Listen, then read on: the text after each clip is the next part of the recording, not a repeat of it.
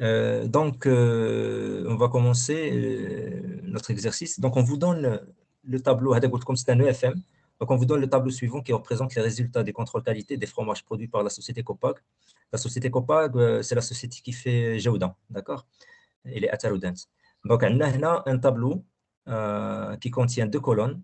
La première colonne, il y a les taux de matière grasse, le mawad décima. Et la deuxième colonne concerne le nombre de fromages produits. Ça veut dire que, bien sûr, le taux de matière grasse, c'est en pourcentage. Donc, nous avons produit un seul fromage qui contient entre 41,5% et 42,5% de matière grasse. Nous avons produit 11 fromages, les taux, etc. Donc, la question, elle est simple. Il y a deux questions, plutôt deux questions. Enfin, calculer les paramètres de tendance centrale, vous allez les calculer. Et deuxièmement, on va calculer les paramètres de dispersion. Donc, c'est un EFM qui concerne les chapitres. Donc, vous allez premièrement calculer les paramètres de tendance centrale. Les HOMA, Les oui, paramètres de position. Le c'est mode, ça, la médiane, la moyenne. très bien. Donc, le mode, la moyenne, la médiane, les quartiles, etc. Et les paramètres de dispersion, Étendue internale. d'accord. Donc, l'intervalle Les interquartile, quartiles. la tendance. Là, les quartiles, c'est la position, les quartiles. C'est la tendance centrale. Les paramètres de dispersion, on La trouve variance. comment? La variance. C'est ça. Donc, je vais choisir. L'étendue ou les quartiles. Très bien. Donc, on a le mode. Moyenne. La médiane. Médiane. C'est ça, les quartiles. Maintenant, les paramètres de dispersion. On a l'intervalle interquartile. Nous avons l'étendue, n'est-ce pas? Nous avons la variance. Et nous avons l'écart type. Et on peut ajouter également, Et le coefficient de variation. c'est ça, le coefficient de variation. Et on peut ajouter l'écart absolu moyen. D'accord? L'écart absolu moyen. Allez-y, on commence notre exercice. On va faire je vais vous laisser aux alentours de 10 minutes maximum. Et on va corriger. Comme d'habitude, je vais désigner les personnes qui vont répondre. Principal l'appel, la même chose. Nous avons ici la colonne qui concerne. Est-ce que vous voyez l'Excel? Oui ou non? Monsieur. Donc, on a les deux colonnes. Donc, déjà, on a le taux de matière grasse, les valeurs diagonales et l'effectif NI. Donc, pour pouvoir calculer la moyenne, on va faire le centre. Le centre est égal à la borne supérieure moins la borne inférieure sur 2. Ça nous donne ces résultats-là. Puis, nous allons calculer XI, NI, ça veut dire le centre, c'est I fois NI, ça veut dire 42 fois 1, etc. Et puis, pour calculer la moyenne, tout simplement, on va faire la somme de ces XI, NI et on va les diviser par 100. Donc, 44,82 sur 100 est égal à 44,82.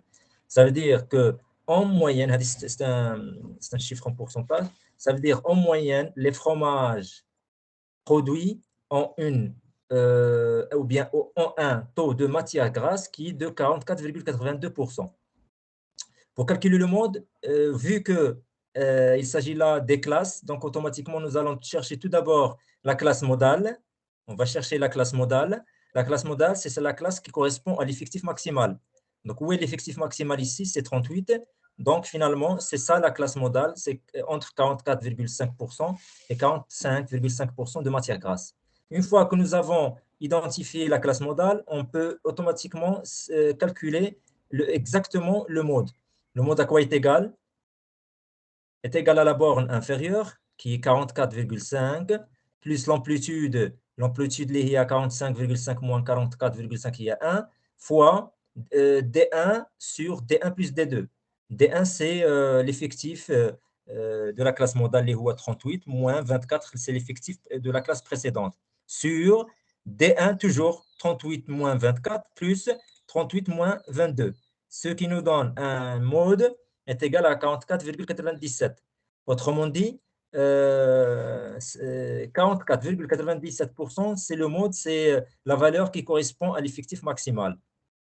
La même chose pour la médiane. Tout d'abord, on calcule la classe médiane. La classe médiane, c'est la classe qui correspond, ou bien la classe qui va diviser l'effectif, les 100, il va les diviser en deux. Ça veut dire que je vais calculer ce qu'on appelle l'effectif cumulé croissant. L'effectif cumulé croissant, vous savez comment le calculer. Donc, je vais chercher la classe qui correspond à 50% de l'effectif. Autrement dit, si j'ai 100 fromages, ça veut dire 50, je vais chercher la classe qui correspond à 50 fromages. Bien sûr, ce n'est pas la classe numéro 1, ce n'est pas la classe numéro, bien, c'est pas la classe numéro 2 parce qu'il correspond à 12, 36, la même chose. Donc, c'est ici qu'il y a, ou bien là où il y a la médiane. Donc, c'est la classe 44,5, 45,5. La même chose, je vais faire le calcul. J'ai appliqué la méthode simple. Il y a la borne inférieure 44,5 plus l'amplitude, il y a 1 fois. J'ai travaillé avec l'effectif, donc c'est 50 moins la fréquence cumulée croissante de la classe précédente, il y a 36, sur l'effectif de la classe, il y a 38. Et ça me donne une médiane de 44,87%. Ça veut dire que cette valeur, il y a 44,87%, c'est la valeur qui partage la série statistique en deux parties égales. 50 inférieur à 44,87 et 50 fromages ont un taux de matière grasse de 44,87. Le même calcul, je le fais pour le premier quartile. Est-ce que c'est clair? Sauf que tout à l'heure, avec la médiane, j'ai travaillé avec le chiffre 50 parce que 100 sur 50. Maintenant, je vais travailler avec le 1 quart. 100 sur 4, c'est 25, l'effectif. Sauf que bien sûr, il faut chercher la classe là où il y a le premier quartile, qui correspond à l'effectif 25. Bien sûr, l'effectif cumulé croissant 25. C'est la médiane. C'est partie numéro 1.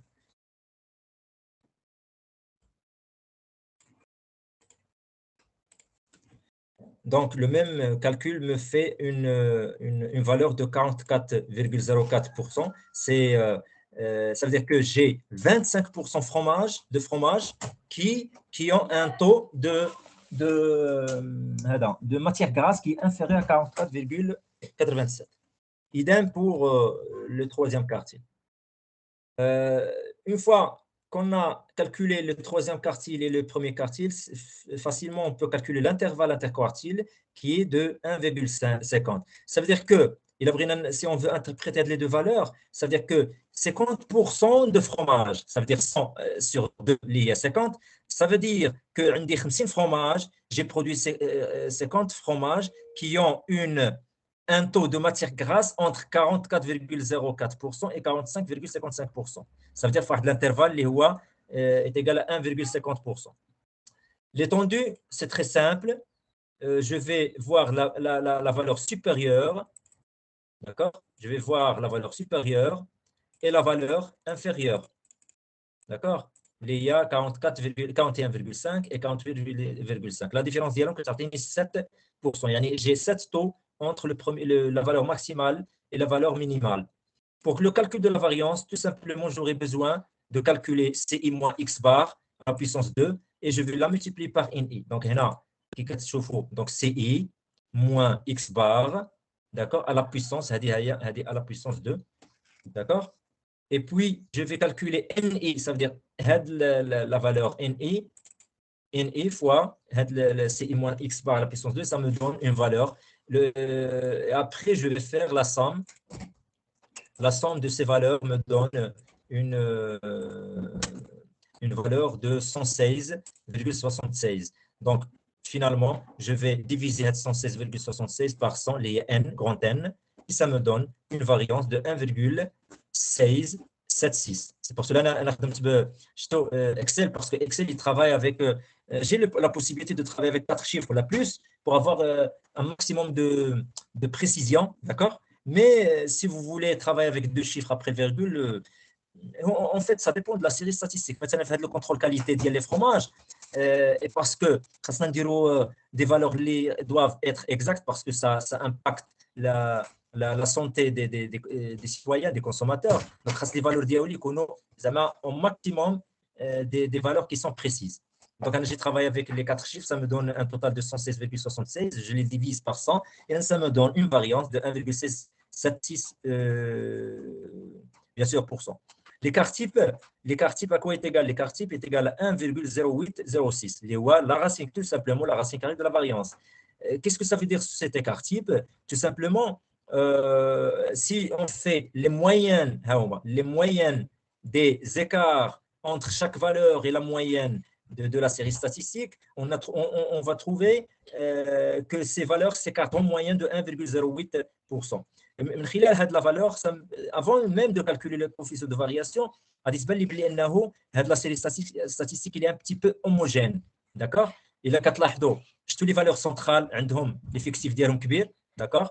Les valeurs extrêmes, ما كاينش اصلا des valeurs extrêmes ou moins vraiment قلالين, d'accord? Mais la majorité des fromages, إذا حسبنا مثلا هنا شحال كتعطيني؟ هنا عندي 80 شتي هنا عندي 4 في هاد لي 3 كلاس عندي 84 fromages. Au-delà de ces classes, on dit le reste, il y a 16 fromages.